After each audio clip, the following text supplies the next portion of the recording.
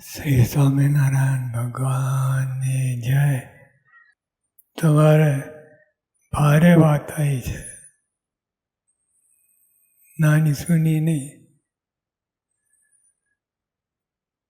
તો પ્રશ્ન છે, પુરુષોત્તમમાં કેમ જોડાવાય? ભગવાન સહજાનંદ સ્વામી મહારાજમાં કેમ જોડાવાય એ પ્રશ્ન છે. તો ઉત્તર, મહારાજને જેવા છે તેવા જાણીએ તો જોડાવાય. જે વિષય હોય એનું પૂરેપૂરું જ્ઞાન હોય તો જોડાવાય, નહીં તો બાલા મારે આમ તેમ જોયા રાખે, જે વાતનું જ્ઞાન ન હોય એમાં રસ પડે જ નહીં, એટલે આડાવરી જોયા કરે. તમે આઈટીનું જ્ઞાન જ ન હોય અને પછી ક્યાંથી રસ પડે? એટલે એમાં જોડાવા માટે તમને કંઈ બેકગ્રાઉન્ડ જોઈએ, કંઈ રસ પડે એવું હોય તો તમે વિષયમાં રસ ખૂબ પડે અને પારંગત થઈ શકે. તો એ વાત થાય, માને જેવા છે તેવા જ જાણીએ તો જોડાવાય. મારા છેલ્લાના 38માં કહે છે, ભગવાન સદા વિરાજમાન છે. એ ઘણી બધી માન્યતા છે, ભગવાન છે કે નથી એ તો, અને પછી સાકાર છે, નિરાકાર છે, બધું જાત જાતનું બધું જ્ઞાન સંપાદન થાય છે. પણ અહીંયા આપણે સત્સંગ મળ્યો છે, સત્સંગ આવ્યા છે, સત્સંગ કરો છો, અક્ષર પુરુષ મહારાજની ઉપાસના કરો છો, તો તમારે આ જાણી રાખવું કે ભગવાન સદા વિરાજમાન છે. ભગવાન છે જ. દેખાય ના દેખાય એ જુદી વાત છે, પણ ભગવાન તો છે જ. ભગવાન ના હોય તો આ બધું તંત્ર કેમ ચાલે? અનકુટી બ્રહ્માંડ બધું. આપણે એક ફેક્ટરી હોય તો એને નિયામક જોઈએ, કાંઈક તો જોઈએ.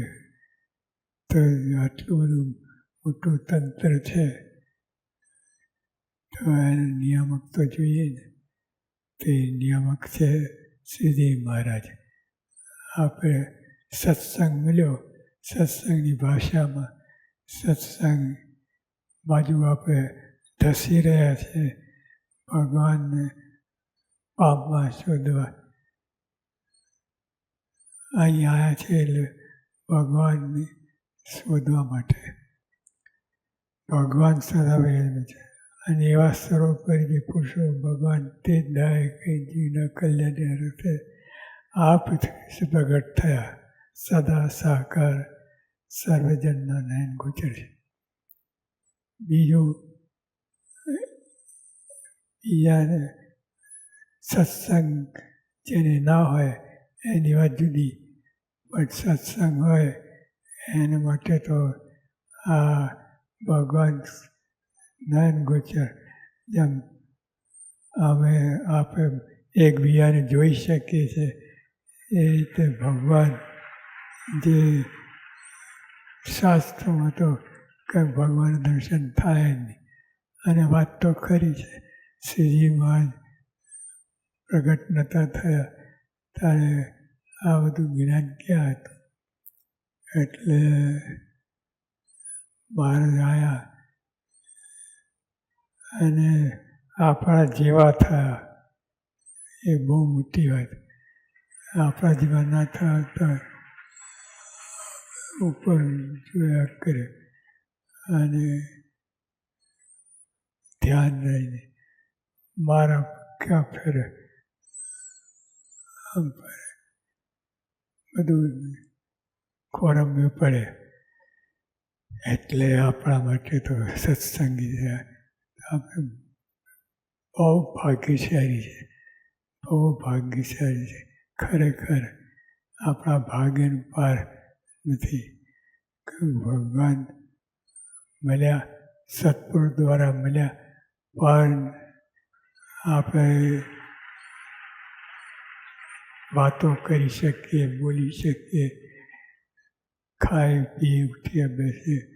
બધા શાસ્ત્રી મહારાજ, યોગી મહારાજ, પ્રમુખ સ્વામી મહારાજ, આ બધા સાથે વાત કરી શકીએ, બોલીએ, એવું આપણે જ્ઞાન થયું.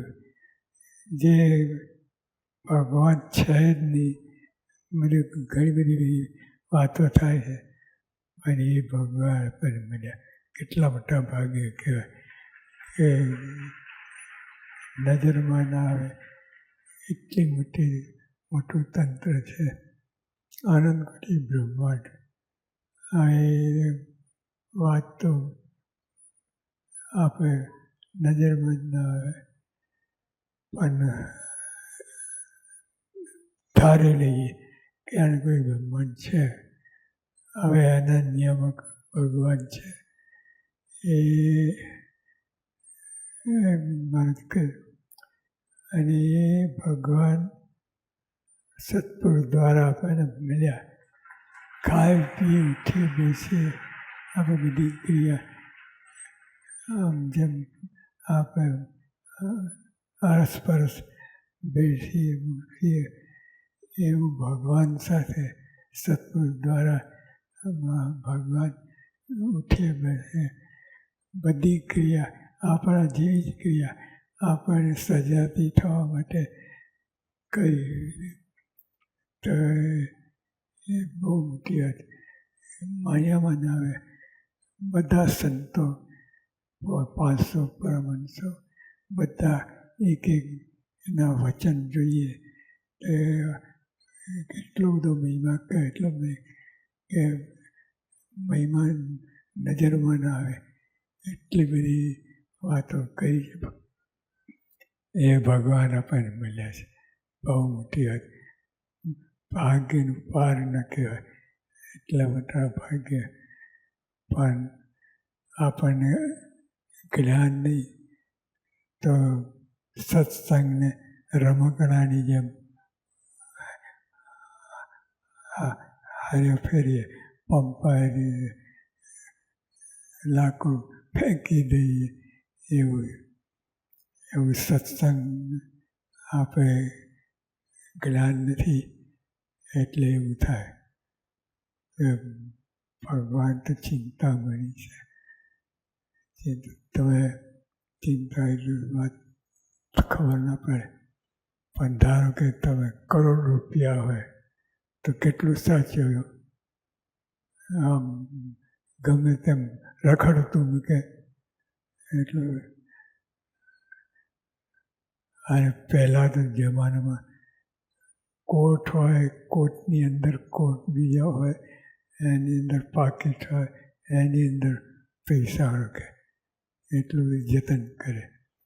તો આવું જતન કરે એમ તો ભગવાન જો જાણ્યા હોય, ભગવાન જેમ જેમ જાણે તો કેટલો આનંદ આવે, કેટલો આનંદ આવે. આ બધું આનંદકોટી બ્રહ્માંડ બધા વિષય સુખ, આજુબાજુ ચોકલેટ, આ તે બધું ફીકું થઈ જાય.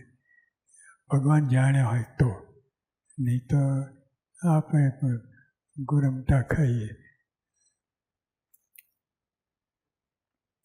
એવા જે પ્રત્યક્ષ પુરુષોત્તમ ભગવાન તેના સ્વરૂપમાં અને અક્ષરધામની વિશે રહ્યા જે ભગવાન તેના સ્વરૂપમાં કાંઈ પણ ભેદ નથી.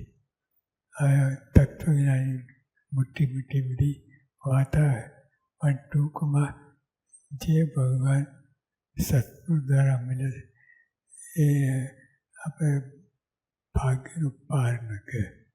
એના સત્સંગ જકડી રાખો, પકડી રાખો અને છોડવું નહીં. જેમ પૈસા હોય 5-10 રૂપિયા હોય તો છૂટું નથી મૂકતા, પકડી રાખીએ છીએ. તો આ તો ભગવાન છે. એવા ભગવાન જે કોઈને નીતિ નીતિ કહે છે, ક્યારેય મળ્યા નથી, મળવાના નથી.